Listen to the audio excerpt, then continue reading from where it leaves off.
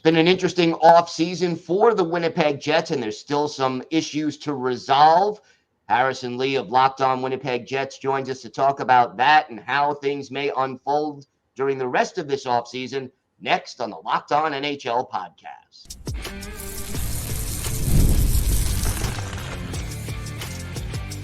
You're Locked On NHL, your daily podcast on the National Hockey League. Part of the Locked On Podcast Network, your team every day. Gil Martin here, and welcome everybody to the Monday edition of the Locked On NHL podcast, part of the Locked On Podcast Network, your team every day.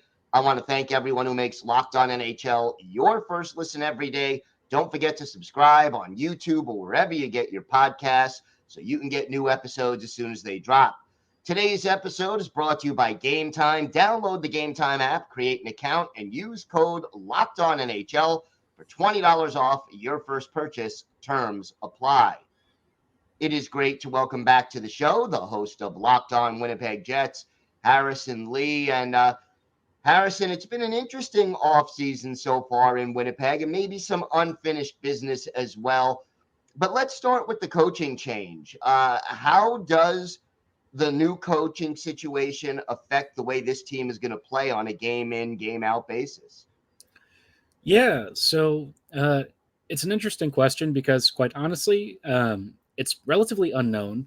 Arniel is a very limited sample size to work with. I think, Scott has talked a lot recently about some of the lessons that he learned in Columbus. I think at one point he even got locked out of the room by his own players. He went through some really difficult stuff before coming to Winnipeg. And when he was interim coach for a few short stretches, that's when we had one of the best lines in the league. And, there were just some signs that I think he wanted to be a little bit more offensively ambitious. But this year, it seems like his big push is to really integrate the youth. That's been, from the start of his hiring, a big point. I think he's specifically talked about Cole Perfetti and a handful of other players. And, obviously for the Jets, they don't really sign or make a lot of big trades. So internal development, I think, is a nice thing to go back to. He did also talk about wanting to push like an analytics summit, which is something the Jets have never really done before. So I find all of that interesting. If he wants to be the guy who kind of takes the next step with this franchise and modernizes the team a bit more, I think that's great. I think, Paul Maurice did that when he first joined because honestly, there were stories of like players getting boxed like sandwich lunches and stuff from catering back in the early days of the Jets. And Paul Maurice was like, no, we can't really be doing that. So, I don't think we're going to see stuff that drastic, but now it's kind of time for the franchise to take the next evolution, so to speak. As far as the on-ice style, do you expect any changes or do you think it'll be more or less status quo? Given what he's talked about, I think he wants more speed and skill. I think Bones played a really defensive system, which for the Jets actually worked out pretty well because our team was constructed to be big and heavier.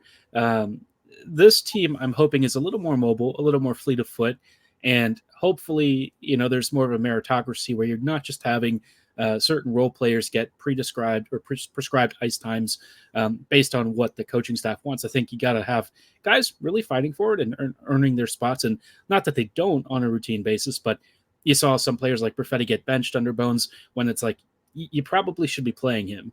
He's like one of your top 6 best skaters. So, let's not do that. And I think this year, Arniel's probably going to preach that. I think he'll want some level of offensive aggression.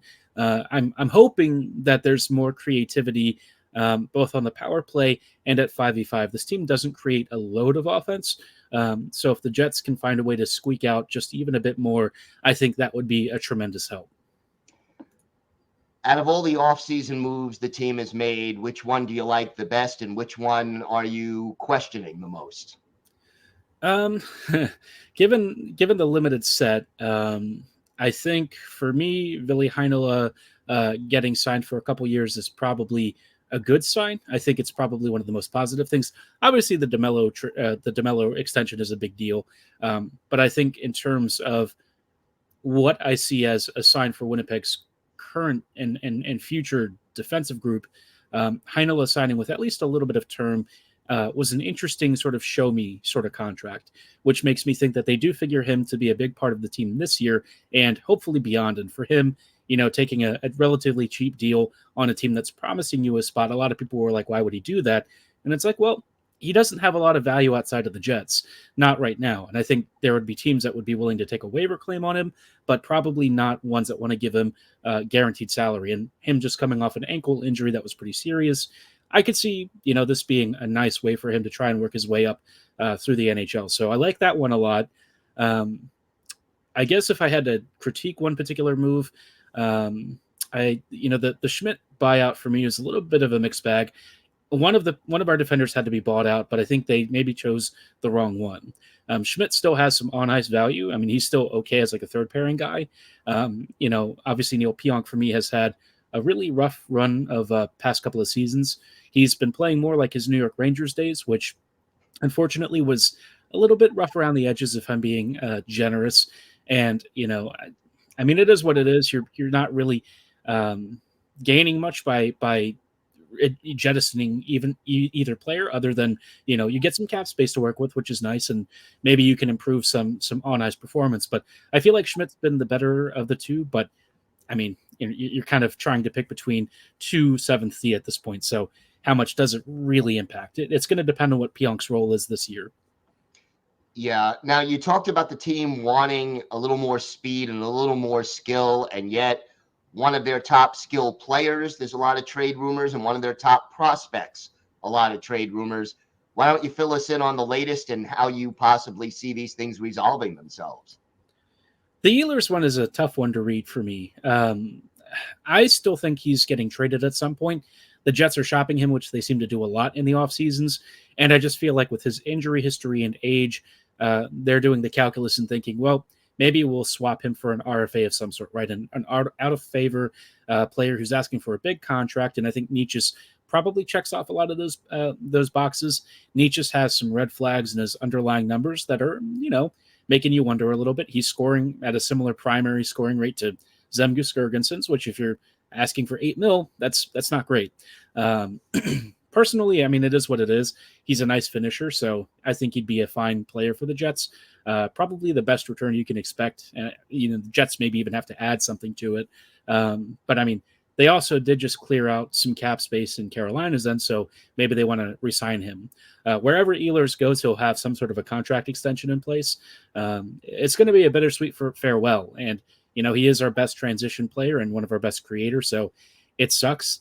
I could see it being played until the trade deadline. That is one thing the Jets may do if they're not really getting offers they like. And I mean, I wouldn't mind 40 more games of Nikolaj Ehlers, get to have one last ride. But the more I've thought about it, the more I've sort of kind of come around to the idea of letting him go. I think his best years probably were a bit wasted, but there's still a chance for him to go somewhere and maybe chase a championship. Wish it was with the Jets, but it is what it is. McGroarty, Lord even knows. That whole thing has just been a very bizarre saga. I've never really heard of a prospect wanting a roster spot for a playoff run and then not getting it and suddenly just freezing out communications. I've heard guys like complain and moan, but never seen somebody just basically shut down discussions for the most part.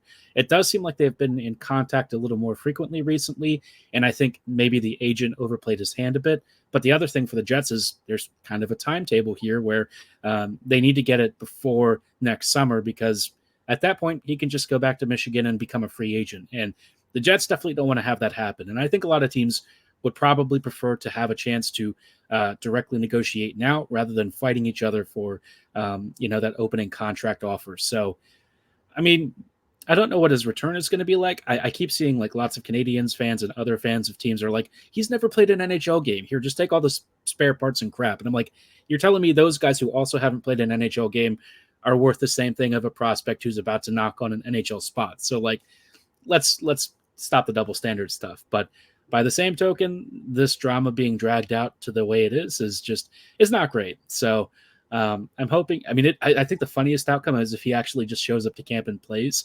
That would be a very interesting conversation in the locker room, I'm sure. But I suspect at some point we'll see a deal here, and maybe it's even part of this Ehlers deal. You could do a huge blockbuster trade. It'd be very interesting if they go that route. I do have some questions on the return, but I mean, at this point, just make sure that you get a decent return. That's all I'm asking for. And when Winnipeg has had its back up against the wall, they've usually done pretty well. But this, we'll have to just wait and see. All right. Well, Harrison, I know you'll cover it every step of the way. Why don't you tell our viewers and our listeners where they could find the podcast and where they could find you on social media? We are at Locked On Winnipeg Jets and on X/Twitter. I still call it Twitter. It is at @LO_Winnipeg Jets. And if you want to hear me rant about the Jets on text form, that's HL Living Loco on X and Twitter. All right. Harrison, thanks so much. Thanks again. Today's episode is brought to you by your friends at eBay Motors. Passion, drive, and patience. The formula for winning championships is also what keeps your ride or die alive.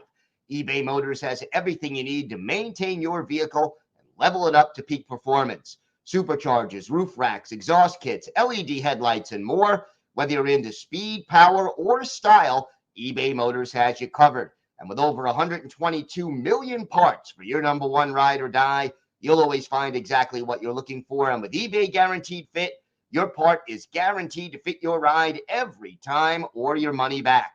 Because with eBay Motors, you're burning rubber, not cash. With all the parts you need at the prices you want, it's easy to make your car the MVP and bring home huge wins. Keep your ride or die alive at ebaymotors.com. Eligible items only. Exclusions apply. eBay Guaranteed Fit only available to U.S. customers.